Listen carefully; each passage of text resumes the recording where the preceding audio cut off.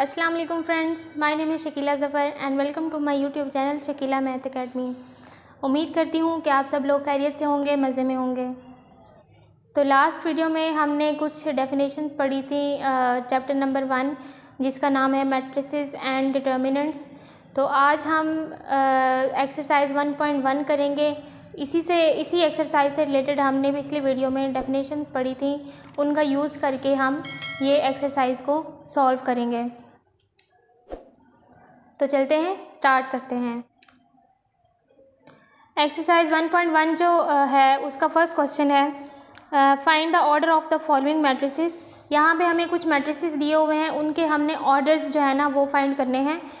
Orders हम find करेंगे उस डेफिनेशन के हिसाब से, उस डेफिनेशन के अकॉर्डिंग जो हमने लास्ट वीडियो में डिस्कस की थी। ये हमारा फर्स्ट मैट्रिक्स है। अब इसका हमने ऑर्डर बताना है। ऑर्डर किस तरह से बताएंगे? जैसा कि आप जानते हैं कि ऑर्डर को जाहिर करने के लिए हम small m and small n का यूज़ करते हैं, जिसमें m जो है वो रोज़ को शो कर रही होती हैं और n कॉलम को शो कर रहे होते हैं। और इसको लिखने का तरीका ये है कि इनके दरमियान हमने ये सिंबल लगाना होता है मल्टीप्लिकेशन का।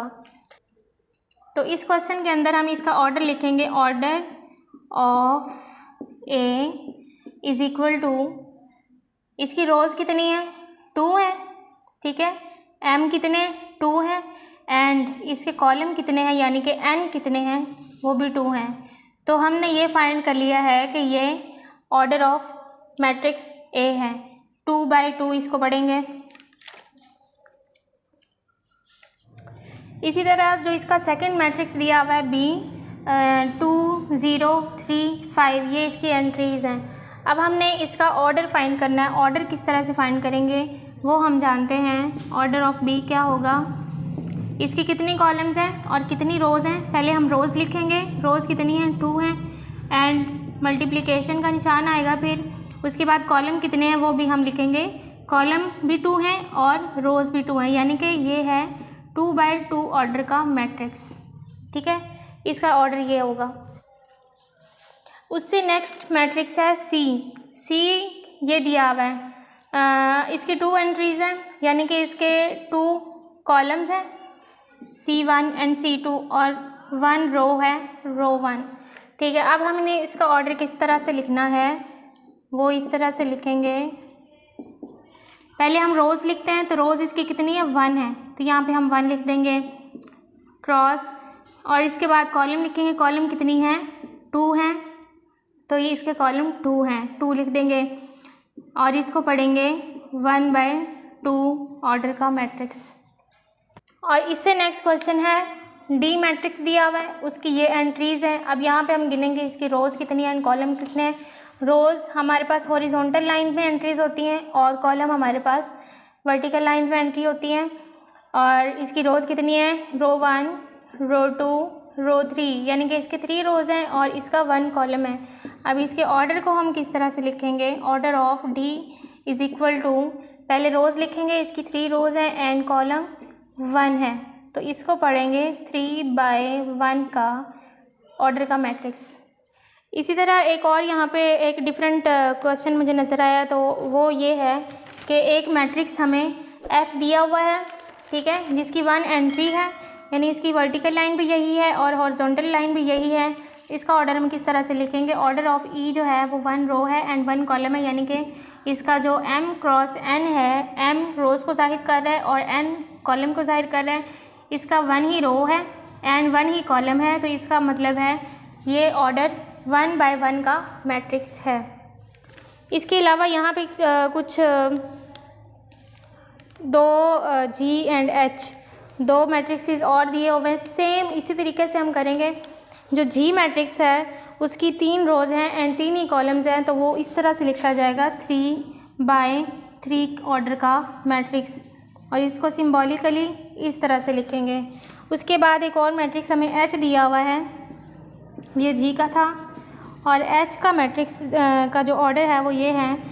इसकी 2 रोज़ हैं एंड 3 कॉलम्स हैं, यानी कि इसको कहेंगे कि ये जो है वो 2/3 ऑर्डर का मैट्रिक्स है। तो इसका जो क्वेश्चन नंबर 2 है वो ये है, which of the following matrices are equal.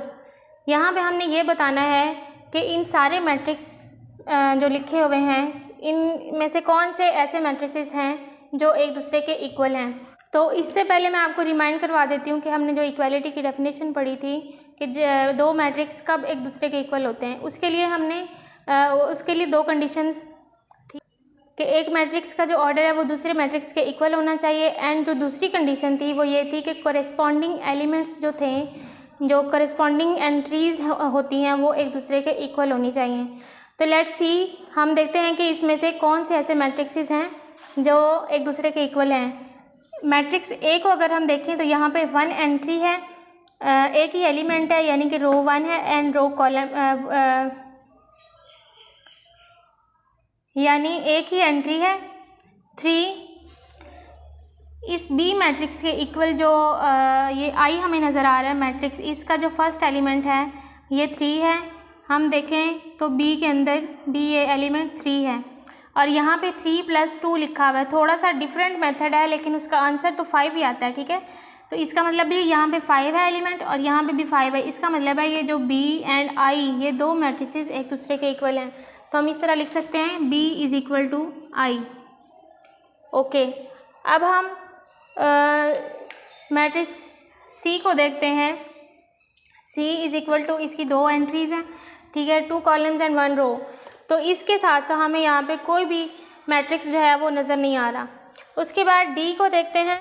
D में भी वही 2 कॉलम्स हैं एंड 1 रो है, इसके साथ का कोई एलिमेंट इसके इक्वल कोई भी यहाँ पे मौजूद नहीं है। उसके बाद ई को देख लें।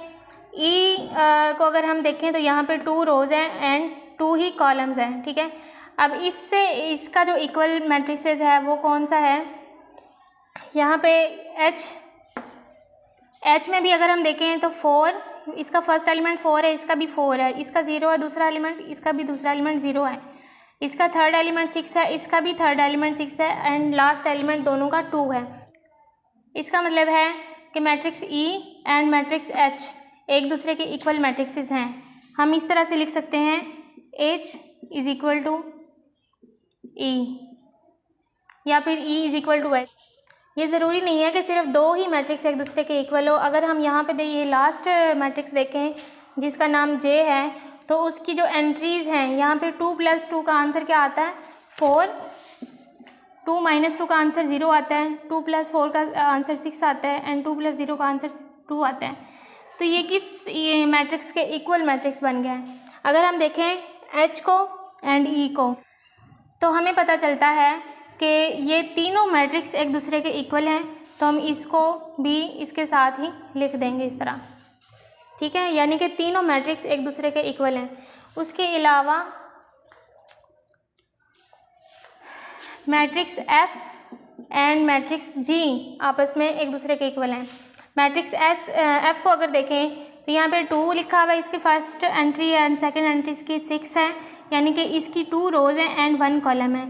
और इसके बाद G को अगर देखें तो यहाँ पे 3 - 1 का मतलब है कि इसका यहाँ पे आंसर 2 आता है, एंड 3 + 3 का मतलब यहाँ पे 6 है, ठीक है।